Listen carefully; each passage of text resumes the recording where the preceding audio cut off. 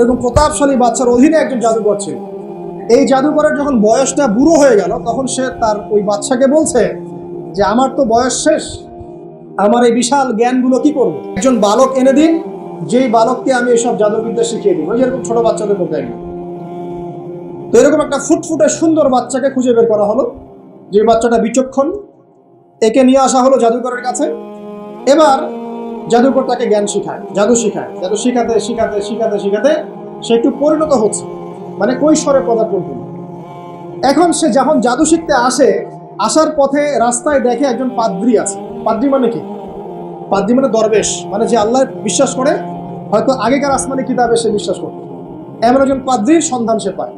সেই পাদ্রীর কাছে গিয়ে বসে। সেই পাদ্রী তাকে আসমানি কিতাবের যে মর্ম, যে বাণী, এগুলো শোনায়।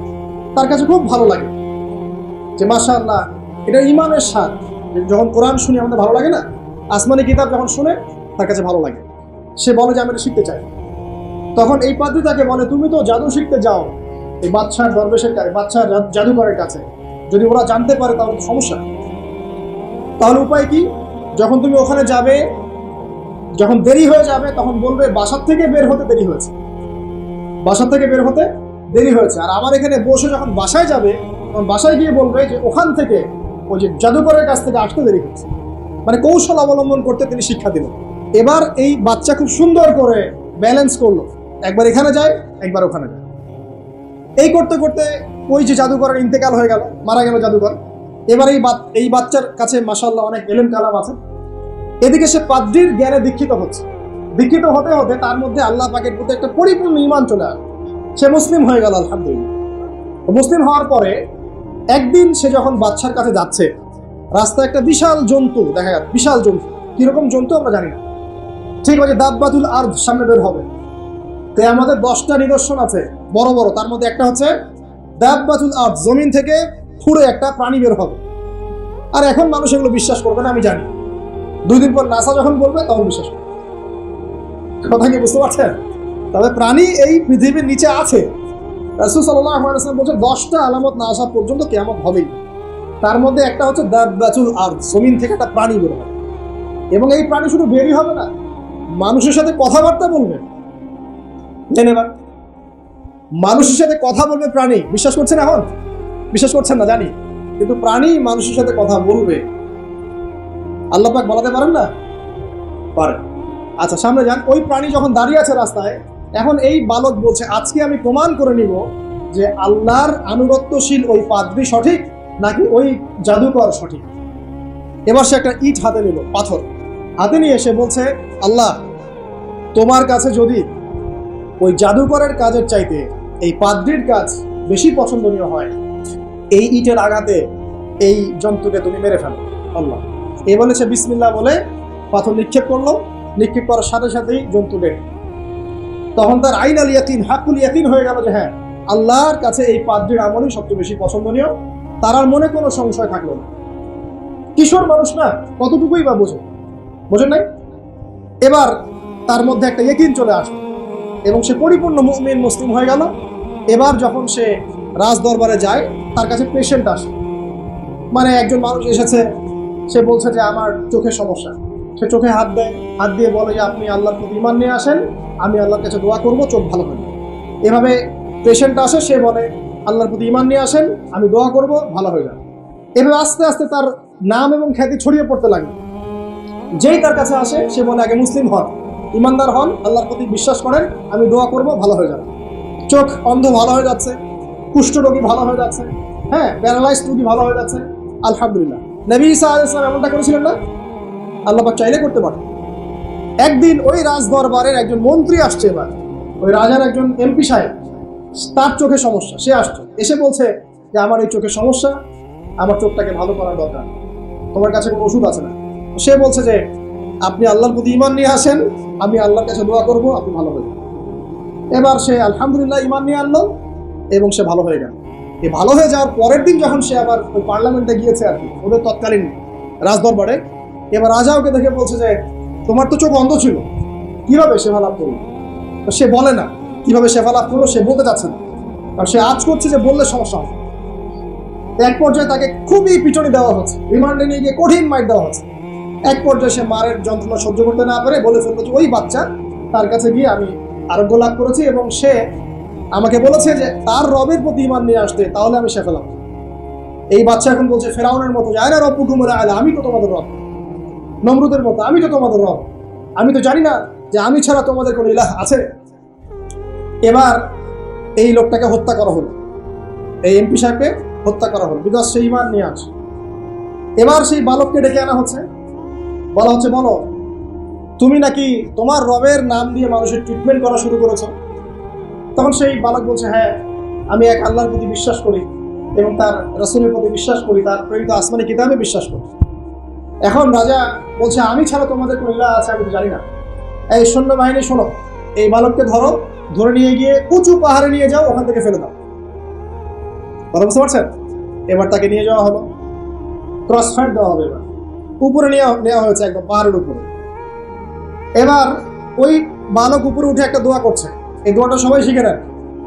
ওই বালক উপরে উঠে দোয়া করছে আল্লাহুম্মা কফিনিহিম বিমা শি'তা, আল্লাহুম্মা কফিনিহিম বিমা শি'তা, আল্লাহুম্মা কফিনিহিম বিমা শি'তা। পাহাড় থরথর করে কাঁপা শুরু করলো এবং ওই সৈন্যবাহিনী পাহাড় থেকে পড়ে গেল, বালকের কিচ্ছু হলো না। আমি কিন্তু বানোয়াট কোনো গল্প বলছি না, এটা কোরআন থেকে বলছি এবং এটা তাফসীর। আপনি যে কোনো তাফসীর পড়েন, মারিফুল কোরআন, তাফসীর ইবনে কাসির, জালালাইন পড়ে দেখেন, পড়ে দেখেন, আমার সাথে ডিবেট করার আগে। এবার সে বালক হেঁটে হেঁটে চলে আসলো রাজদরবারে। আবার কি ব্যাপার, তুমি মরো নাই? না, আল্লাহ আমাকে বাঁচিয়েছে, আমার রব আমাকে বাঁচিয়েছে। আবার পড়ানো হচ্ছে আরেক দল সেনাবাহিনীকে নিয়ে, যাও এবার ওকে সমুদ্রে নিয়ে, সমুদ্রের মাছ সমুদ্রে ডুবিয়ে দিবে। আবার সে ওখানে গিয়ে বলল আল্লাহুম্মা কফিনিহিম বিমা শি'তা, হে আল্লাহ, অর্থ হচ্ছে হে আল্লাহ, আমার বিপক্ষে যারা আছে আপনি যা দিয়ে ইচ্ছা ওদের বিরুদ্ধে আমাকে সাহায্য করেন। অর্থ হচ্ছে এমন, আল্লাহুম্মা কফিনিহিম বিমা শি'তা, আল্লাহ আপনি আমার জন্য যথেষ্ট হয়ে যান, ওদের বিরুদ্ধে আমার জন্য যথেষ্ট হয়ে যান, যা ইচ্ছা তাই দিয়ে আপনি হেদায়েত করুন, মানে আমাকে হেফাজত করুন। ঠিক আছে, আল্লাহুম্মা কফিনিহিম বিমা শি'তা, ছোট্ট দোয়া। এবার ওই সমুদ্র উত্তাল হওয়া শুরু করলো এবং ওরা জাহাজ থেকে পড়ে গেল। এই বাচ্চা সেফলি আবার চলে আসলো রাজদরবারে। বিশ্বাস করছেন না? চলে আসলো। এবার আসার পরে বলছে শোনেন, আমাকে এভাবে মারতে পারবেন না, আমাকে এইভাবে মারা যাবে না, আমি আপনাদেরকে বলে দিচ্ছি কিভাবে আপনি আমাকে মারতে পারবেন। তো বাচ্চা বলছে কিভাবে মারতে পারবো বলো। তখন সেই বাচ্চাটা বলছে যে আপনি সমস্ত এলাকার মানুষকে এক জায়গায় জড়ো করবেন, মানে পুরো নেশনের যত মানুষ সবাইকে একটা মাঠে নিয়ে আসবেন, মাঠের মাঝখানে একটা গাছ রোপণ করবেন বা একটা কিছু স্তম্ভ নির্মাণ করবেন, সেখানে আমাকে বেঁধে ফেলবেন। বেঁধে ফেলার পরে আমার এই ধনুক থেকে একটা তীর বের করবেন, তীর বের করে আপনি নিজ হাতে এই তীরটাকে নিশানা দিবেন, দিয়ে বলবেন বিসমিল্লাহ আল্লাহর নামে, বিসমিল্লাহ আল্লাহর নামে, বিসমিল্লাহি রব্বি হাযাল গোলাম বলে শুরু। অর্থ হচ্ছে আমি এই রবের, আমি এই বাচ্চার রব, আমি এই বাচ্চার রব আল্লাহর নামে তীর ছুড়লাম, এটা বলে তীরটা নিক্ষেপ করবেন, তাহলে আমি বলবো, তার আগে বলবো। কথা কি বুঝতে পারছি? এবার তাই করা হলো, সমস্ত এলাকার মানুষকে এখানে জড়ো করা হলো। কথাটা ভালো করে বোঝেন, সমস্ত এলাকার মানুষ মানে কি ওই এলাকার সব মানুষ, মানে মুমিন কাফের যে আছে সবগুলাকে একত্রিত করা হয়। করার পরে বাচ্চাটাকে এভাবে একটা জায়গায় বেঁধে দেওয়া হয়েছে, খেজুর গাছে, তাফসীরের সাথে খেজুর গাছে। এবার সে এখান থেকে তীর বের করে বাদশা বলছে বিসমিল্লাহি রব্বি হাযাল গোলাম, নিক্ষেপ করলো। তীরটা ঠিক, আল্লাহ পাকের দৃষ্টি দেখেন এত সূক্ষ্ম, ওইটাই বর্ণনা করেছে।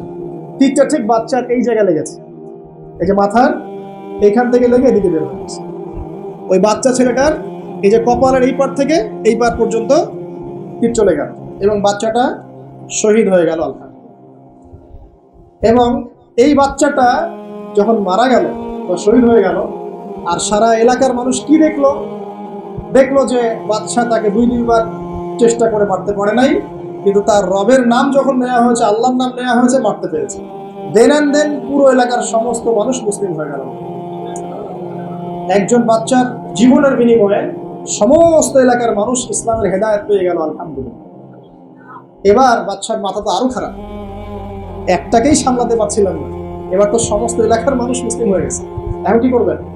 এখন সেনাবাহিনীকে আদেশ করা হয়েছে সমস্ত মানুষগুলোকে জড়ো করো, জড়ো করে একটা গর্ত খোঁড়ো, একটা গর্ত খুঁড়ে সেখানে আগুন জ্বালাও, আগুন জ্বালিয়ে সমস্ত মানুষকে ফেলে দাও। দৃশ্যটাকে কল্পনা করতে পারছেন? একটা পুরো এলাকার মানুষকে একটা মাঠের মধ্যে একত্রিত করে সেখানে আগুন জ্বালিয়ে সবাইকে সেখানে ফেলে দেওয়া হলো, এবং তারা চতুর্দিক থেকে এটাকে অবলোকন করতে লাগলো, মজা উপভোগ করতে লাগলো। এটাই আল্লাহ পাক বলছেন, কুতিলা আসহাবুল উখদুদ ইদ হুম আলাইহা কুউদ ওয়া হুম আলা মা ইয়াফআলুনা বিল মুমিনিনা শুহুদ। শেষ পর্যায়ে তাফসীরে এসেছে, শেষ পর্যায়ে একজন মায়ের কোলে একটা ছোট্ট বাচ্চা ছিল। তো সেই মা নিজে লাভ দিবে এটাতে তার কোনো সমস্যা নেই, কিন্তু বাচ্চাটাকে নিয়ে লাভ দেওয়ার জন্য সে ইতস্তত বোধ করবে। কারণ আল্লাহ রাব্বুল আলামিন সেই ছোট্ট বাচ্চাটা জবানের মধ্যে আল্লাহর কুদরত নিদর্শন নাজিল করলেন। ওই বাচ্চাটা কথা বলা শুরু করল। সেই বাচ্চাটা বলল, ইয়া উম্মা, হে আমার মা, লা তাখাফি, তুমি ভয় করো না, ফাইন্নাকি আলাল হক, কারণ আপনি সত্যের উপর আছেন, লাভ দিন। যারাই সে অগ্নিকুণ্ডে সেদিন লাভ দিয়েছে তারাই জান্নাতের স্বাদ পেয়েছে, আলহামদুলিল্লাহ।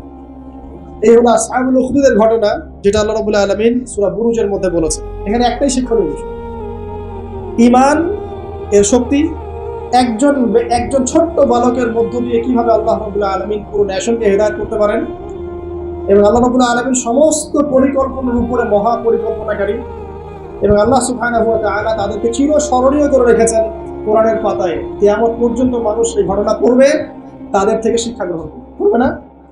আল্লাহ রাব্বুল আলামিন সবচেয়ে বেশি স্মার্ট না আমরা সবচেয়ে বেশি স্মার্ট? এরপরে আল্লাহ রাব্বুল আলামিন বলছেন যে তারা ঈমান আনা ছাড়া অন্য কোনো অপরাধ করে না।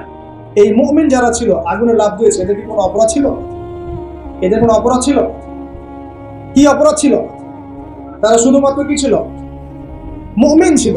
ঈমান আনার ফলে তাদের এই পরিণতি হয়েছে, তাদেরকে অগ্নিকুণ্ডে লাফ দিতে তারা বাধ্য হয়েছে। যারা দিয়েছে তারা কি জান্নাতি না জাহান্নামী? জান্নাতি। ওই যে বালক যে একা দৃষ্টান্ত স্থাপন করে গেল এবং পুরো নেশনকে হেদায়েত দিয়ে গেল, এই বালক সফল না ব্যর্থ?